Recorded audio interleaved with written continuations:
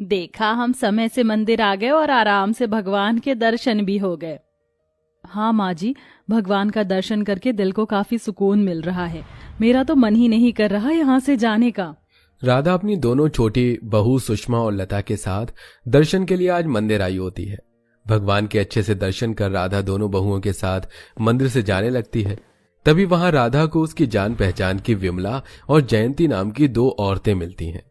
अरे राधा बहन, तुम भी आज दर्शन के लिए आई हो? वैसे ये तुम्हारी दोनों छोटी बहुएं हैं ना, सुषमा और लता, बड़ा सुना है इनके बारे में।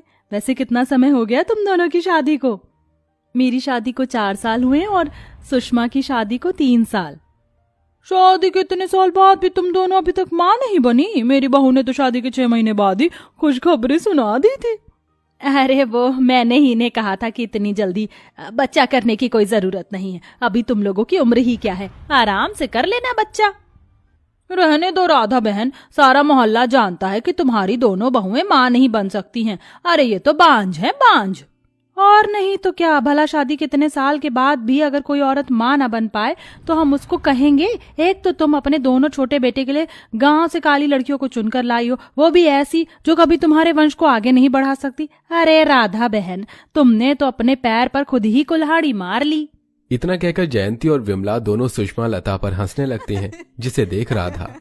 खबरदार जो एक लफ्ज और निकाला मेरी बहुओं के खिलाफ। मेरी बहुएं रंग रूप में भले ही काली हैं, लेकिन उनका दिल किसी हीरे से कम नहीं है। और रही बात माँ बनने की, आज नहीं तो कल वो माँ बन ही जाएंगी। और अगर नहीं बनी तो मैं अनाथ आश्रम से बच्चों को गोद ले लूंगी, समझी? तुम अब जाओ यहाँ से। राधा का जवाब सुन विमला और जयंती मुंह बनाकर वहां से चली जाती हैं। लेकिन वहीं सुषमा और लता को अपने लिए बांझ शब्द सुन काफी ज्यादा दुख होता है। लता बहू, तुम दोनों क्यों उदास हो रही हो? छोड़ो इन लोगों की बातों को, इन्हें तो आग में घी डालने का शौक है।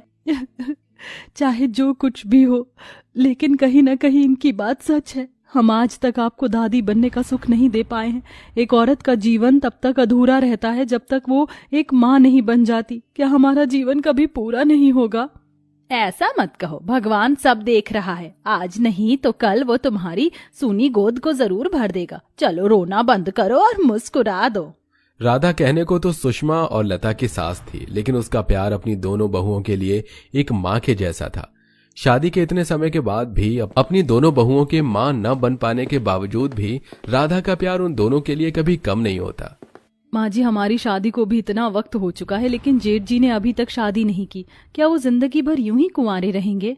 अरे क्या बताऊं बहू, जब भी उससे शादी की बात करती हूँ तो कोई ना कोई बहाना बनाकर मेरी बात को टाल देता है। ना जाने क्या दुश्मनी है उसकी शादी को